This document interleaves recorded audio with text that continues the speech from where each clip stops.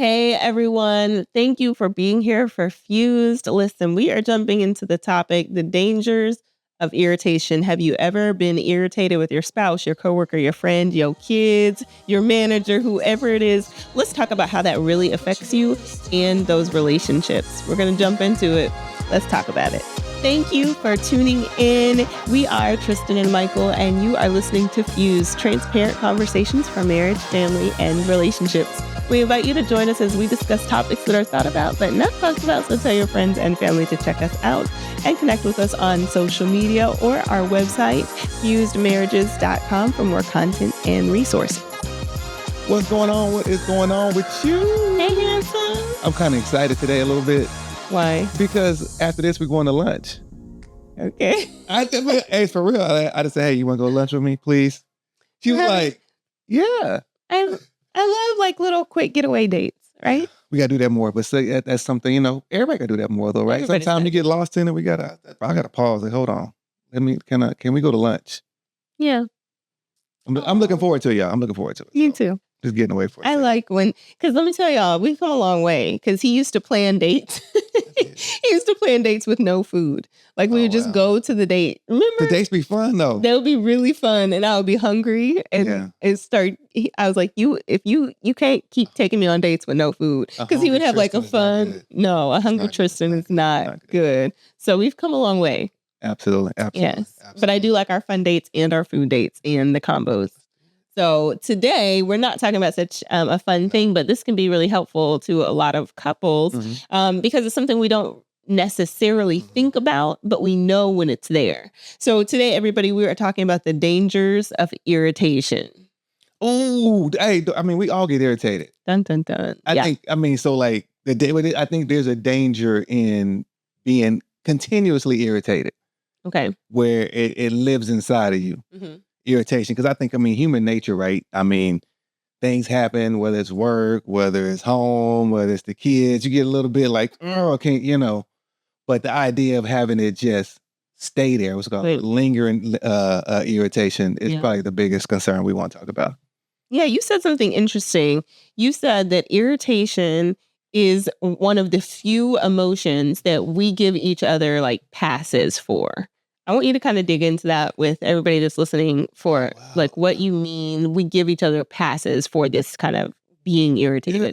So, I was just thinking, right? So the idea when somebody's angry, right? We try, hey, calm down, relax, try to figure it out. Let's kind of get a better grip on, situation. They got anxiety, take deep breath. You got exercises for breathe in, breathe out, right? They kind of like calm down the mind, right, this and the other. They get overly excited.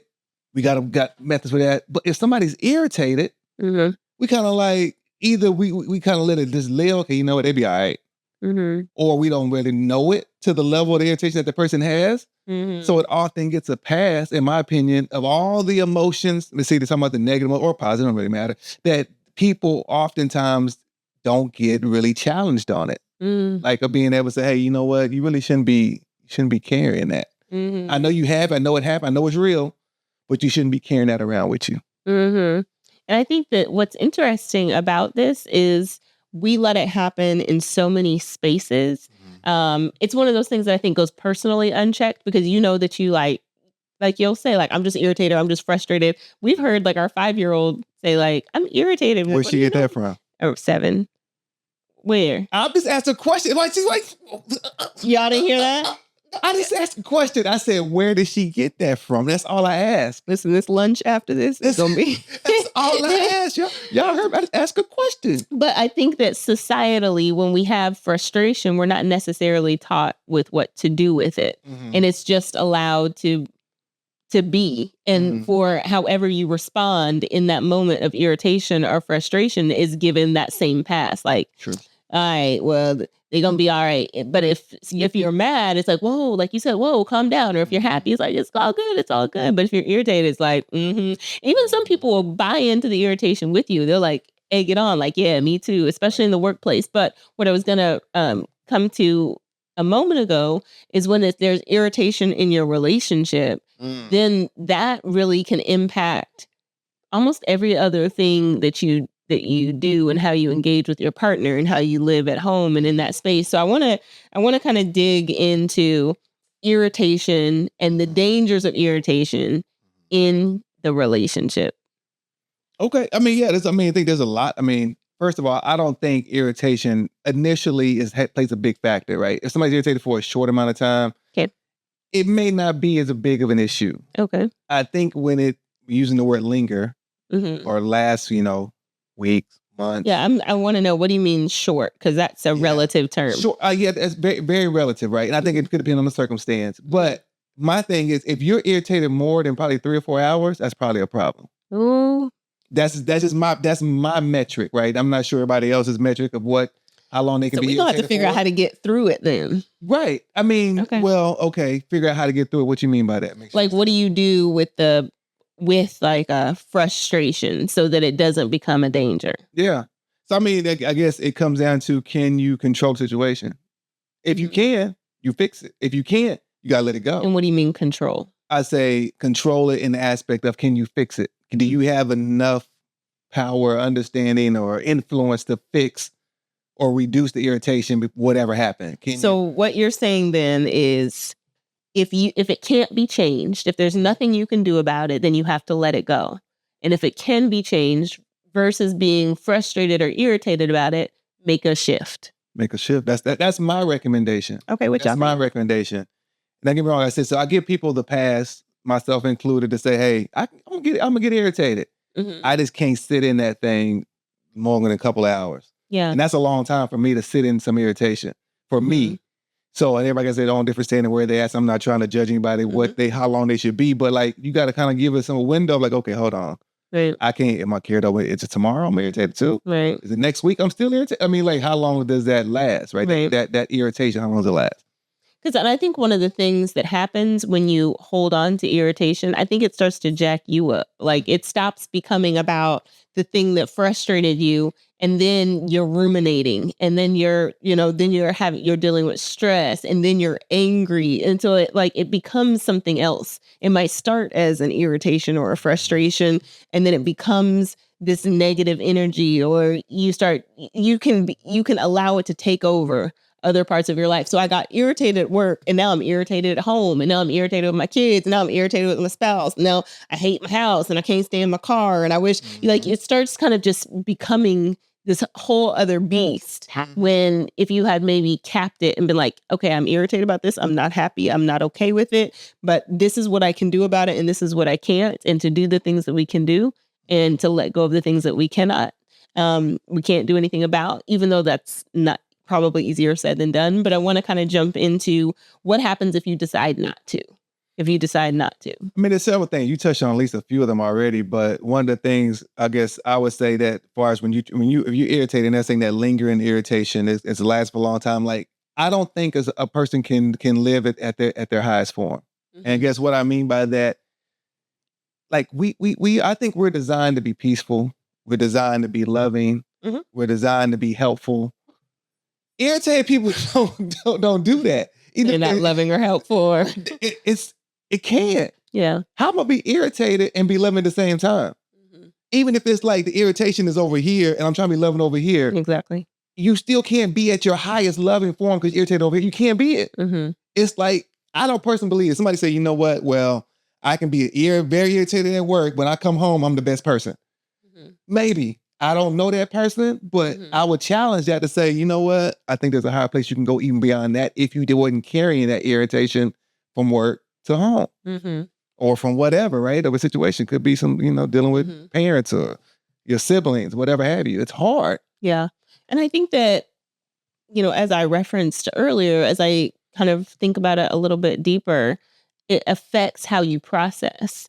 So when you said, operating at your highest form, it made me start to think of, well, if you're irritated with something and it bleeds into other parts of your processing and how you are looking at life, your lens of how you look at the rest of that day.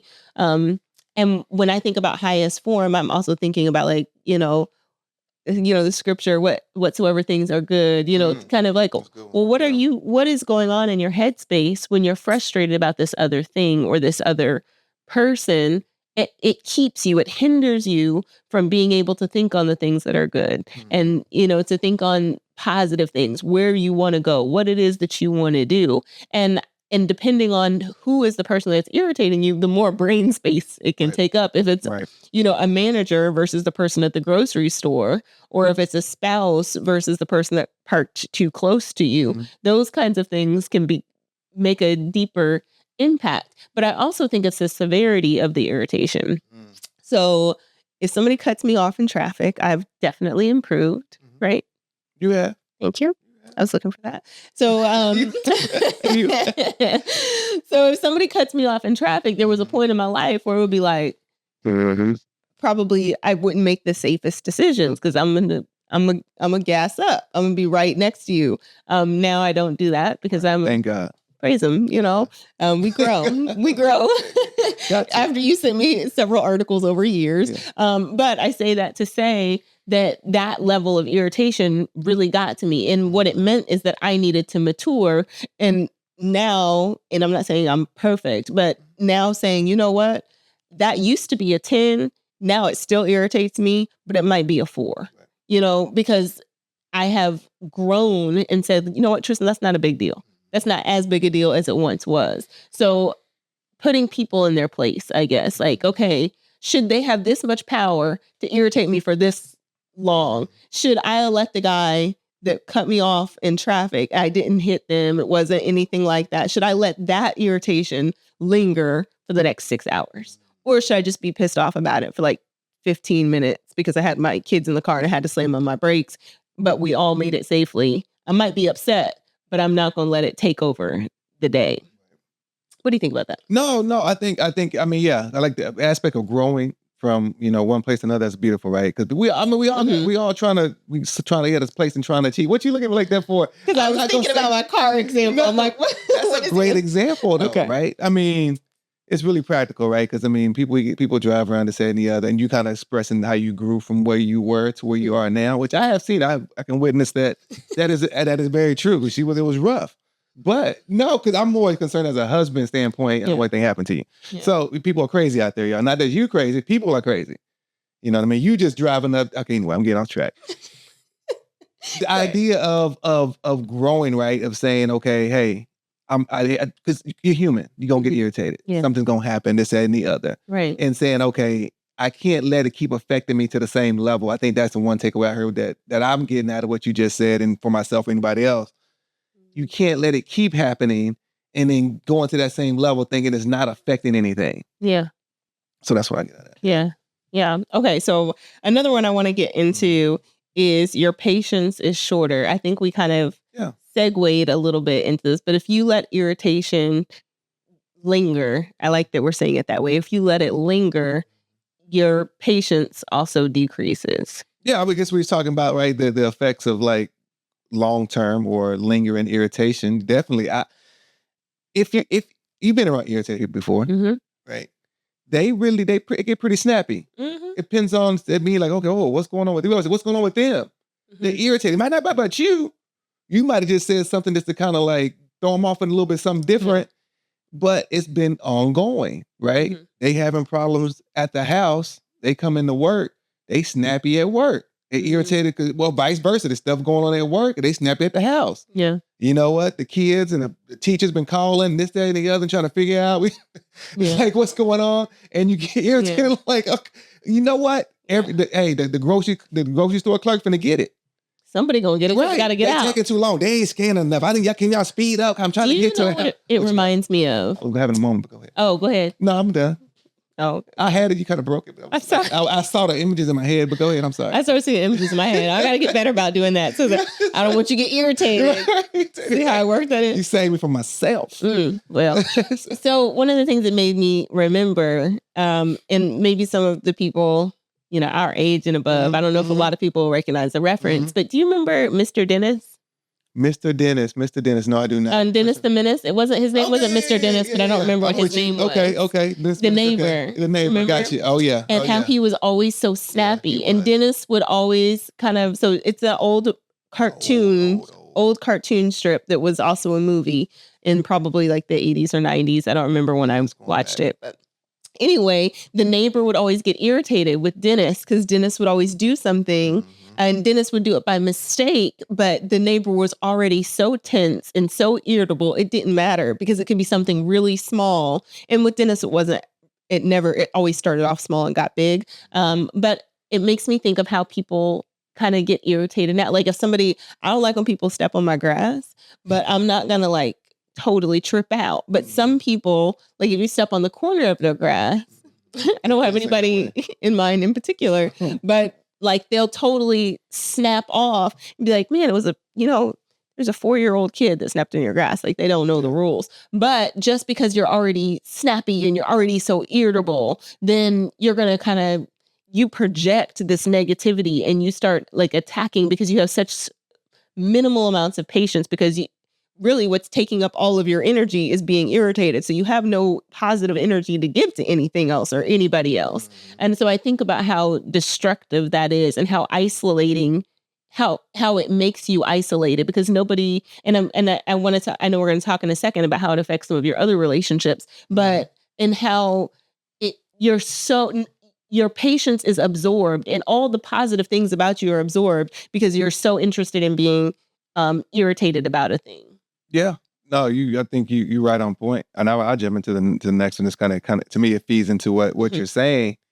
Is like people that are irritable or have lingering irritation, we don't want to be around them. Mm-hmm. We like, I like them. They may be cool, but like, I don't know what to get. I don't know what's going to happen when I'm in their presence. Right. And just the opposite is true. People that aren't irritable, they kind of just loving and just all this, you know what? You want to, hey, you answer all their calls. Mm-hmm. The ones that's irritable, or might be got something, you're like, okay, I don't know.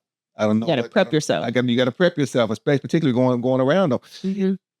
And like, I really want to drive the conversation around, if you're okay with this, of like how does this affect relationships though, right? Because husbands could be irritable, wives could be irritable, and not even at each other, right? But about circumstances, about life, about work, about the kids.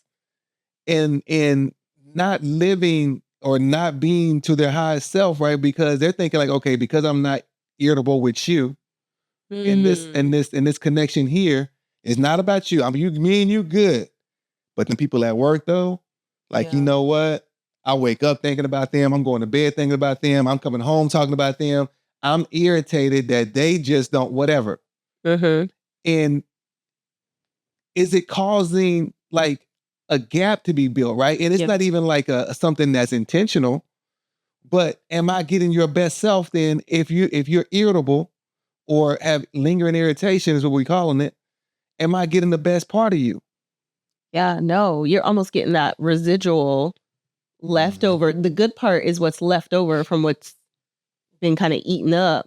And then you're getting some of that leftover bad part, that kind of that spill. And I think about that in terms of, I'm currently processing it in 2 groups. So for those that might be like stay-at-home parents, moms or dads that are work from home or are caregivers from somebody, like maybe they take care of an elder, and that can be hard. Like that can take up a lot of energy and be just very challenging if you're a caretaker for somebody young or older. And then you don't have a place to get those frustrations out. And so like, man, this happened. Let's say you're taking care of a parent with dementia. And now I'm taking care of this parent with dementia and I am frustrated, but I can't take it out on them because they don't know any better. And so then my spouse is in the picture and I have this residual frustration that now they get because I didn't have another place to put it. And the same might be true of like, let's say a person that just has a baby and now they're caretaking for a newborn and the newborn doesn't know how tired I am. The newborn doesn't know that, I am pumping as much milk as I can and they want more, or that, I still have other things that I have to do and I want to take a shower and I want to wash my hair. The newborn doesn't know. So then the spouse enters the picture. And these are particularly female examples. I'm sure there are some on the male side that you can jump into, but you actually told me one yesterday I thought was interesting. But those kind of built up things where I don't have a place to put it, then your spouse is getting it and they don't deserve it. Because you don't have an outlet. And that's one of the things, and we've talked about it because I've had to utilize, like, okay, working out, going outside, drawing, writing, cooking, like just finding things that can be outlets when you need it. And then on the other side of it, those that might be in corporate spaces, where it might be a coworker that's not doing the job that they're hired to do, and now you're having to do it, or a superior or a manager that doesn't recognize how their lack of preparation is affecting you. So you have these other things, and you still don't have, the ability to say or do what you would want to say. And then it comes home with you. It lives in the car with you. It affects when you and your girlfriend talk, and now all y'all do is really just fuss about y'all's day. So I say all of that to say, these are some practical ways that our spouse gets the worst parts of us, because we are using them as potentially our trash can. Because here's all the frustration that's built up, and now I'm not mad at you, but I'm giving it to you. Here, take all of this because this happened to me and this happened to me. And I think my mom said to me before that my grandfather used to say to her, "Tell me something good." She'd be like, "Tell me something good." Tell me something good. It's been a bad day, and it's okay to have a moment where you have to get it out. But it's because you might need your spouse to be somebody you can bounce some of this stuff off of. That's a safe space, but it can't be day in and day out frustration that you're just dumping. And then not only do they get that, but they don't get any of that positive energy, because now I've emptied the trash and I'm spent and I'm done and I'm through. I'm going to take a bath. Don't bother me. Like, all right, what happens to that? So what about maybe some more male-centered examples of how they might receive this, the leftovers of being irritated? No, that's a great question. A great question. We do have a real life example, right?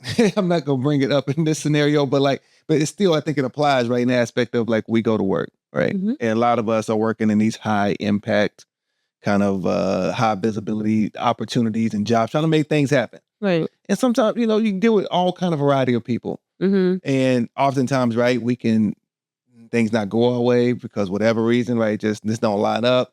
You did something, they did something, whatever have you. And you like, man, I can't, this is like, what is going on? And you can easily bring that home, right? Men can bring that back home. That's one example. With our siblings, some of us as men, we're kind of like, hey, we may be the elder statesman, right, of our family, and kind of people looking at us this, that, and the other. And some of our relatives ain't quite doing what they need to be doing. Mm-hmm. They out of alignment. Mm-hmm. And we trying to figure out, make sure everybody's good, trying to get everybody home for Thanksgiving, trying to do all this other stuff, and it's falling through. Mm-hmm. And that's another, we can bring that back home, right? That's kind of a couple of outside things. I mean, everybody's situation is probably different. Yeah. But I think those are at least two examples I can think of top of my head. And I want to just ask you, it's kind of to shift the conversation a little bit. So that's like outside, right? Kind of factors, right? Where you're irritated with people outside of your house. Mm-hmm.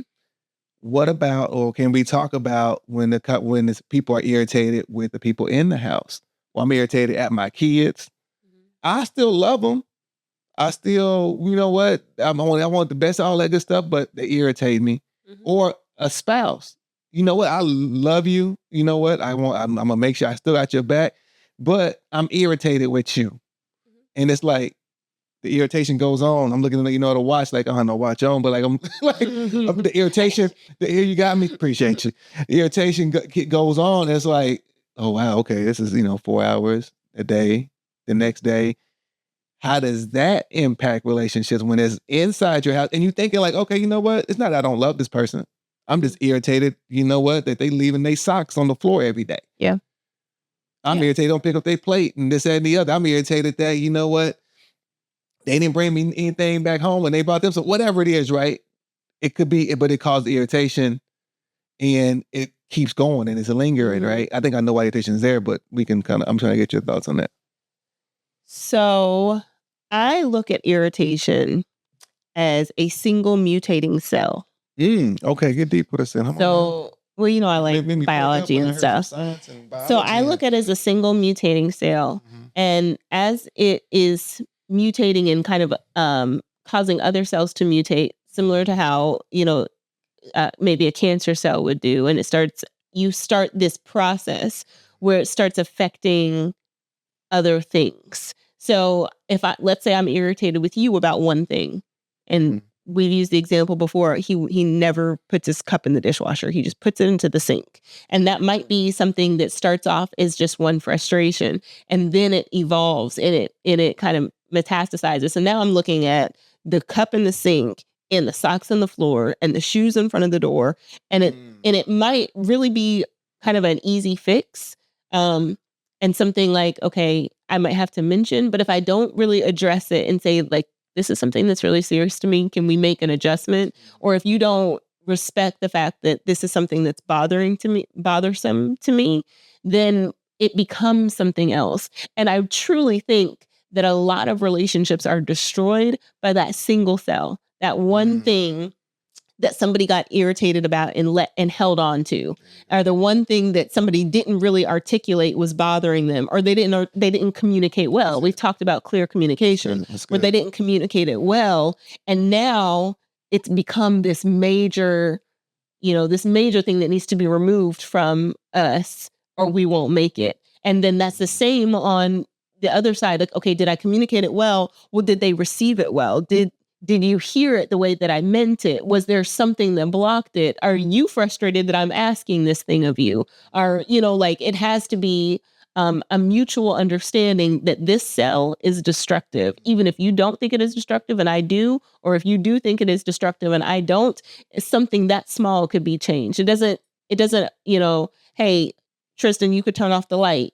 If that's what bothers him, just turn off the light. You don't even have to say it's just the light. Like, you could turn off the light. You don't have to do all that. Like, oh, okay, I can flip the light switch. Not a problem. Or, oh, I could put the cup in the dishwasher or whatever, because it's just such a small thing. So I look at it as a small cell that makes a big difference over time. And I think that's what irritation is. It's a small thing that if you don't address it, then it can destroy the home. It can destroy the family. It can destroy the children. Even having sit downs with your kids, like, okay, you have to remember and recognizing that they're kids and they're going to grow. And truth be told, same thing with your spouse. They're going to grow and they're going to change. So giving people grace, even over the things that irritate you. So I want to give you the last word on that. What are your thoughts? No, that's so real. You said so much in that. I think the one thing I even take away at what you just said, the part of the reason why the irritation is there to linger, because they're not communicating it. Right.